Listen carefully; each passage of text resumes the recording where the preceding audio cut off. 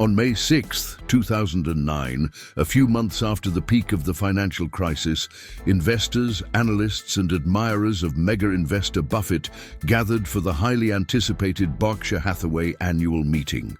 The event, known for its relaxed atmosphere and the wisdom shared by Warren and his partner Charlie Munger, took on even greater significance that year. The world was still feeling the devastating effects of the financial collapse, and participants were seeking answers about the future of the global economy. He, always didactic and pragmatic, used his speech to discuss the impacts of the crisis and the economic outlook post-crisis. He highlighted the cyclical nature of the economy and reinforced the importance of staying calm in times of turbulence. According to him, the panic that gripped financial markets in 2008 was a factor that worsened the situation, leading to a loss of confidence in the economic system. Recovery, Warren argued, would essentially depend on rebuilding that confidence. The speech came at a time of transition. Governments around the world were implementing stimulus measures to contain economic damage, while businesses and investors sought to understand the new normal. For him, history had shown that the United States and capitalism had enough resilience to overcome crises, and the key was to maintain a long-term perspective. With his usual optimistic tone, but without ignoring the challenges, he used the meeting to reaffirm his belief in the fundamentals of the market and to warn against overreactions. This speech became a reference not only for investors, but for anyone interested in understanding the mechanisms of the economy and the importance of confidence as a pillar of economic recovery.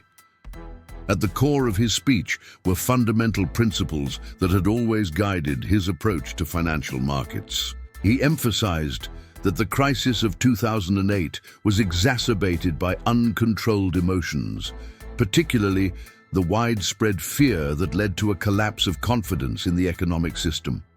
One of the central points of his speech was that panic and uncertainty drove investors to make irrational decisions, often selling assets hastily and further fueling the market downturn. Buffett reinforced the idea that economic cycles are part of the natural dynamics of capitalism.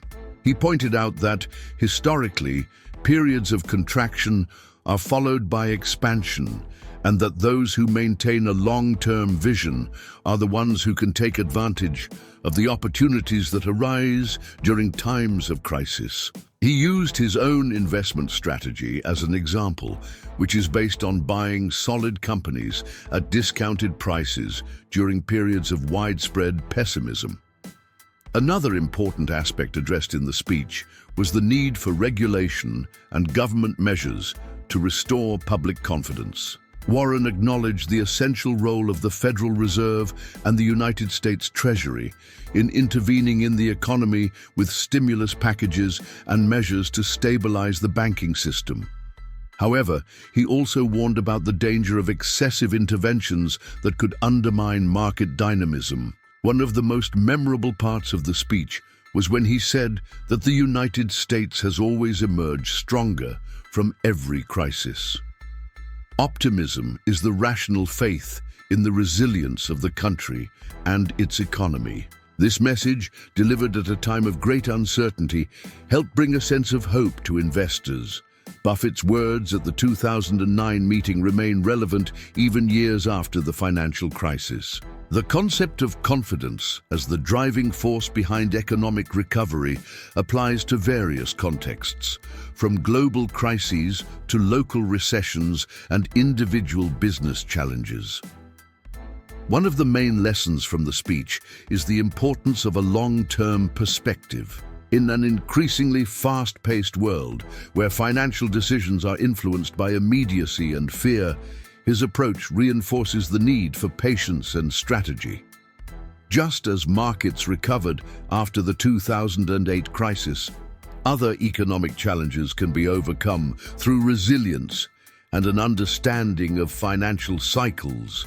Furthermore, the emphasis on balanced regulation in the financial market remains a topic of discussion. Warren pointed out the need for government measures to restore confidence without compromising the dynamics of the free market.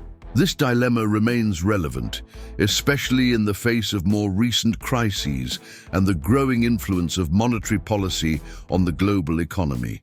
Another relevant point is the role of psychology in investor behavior.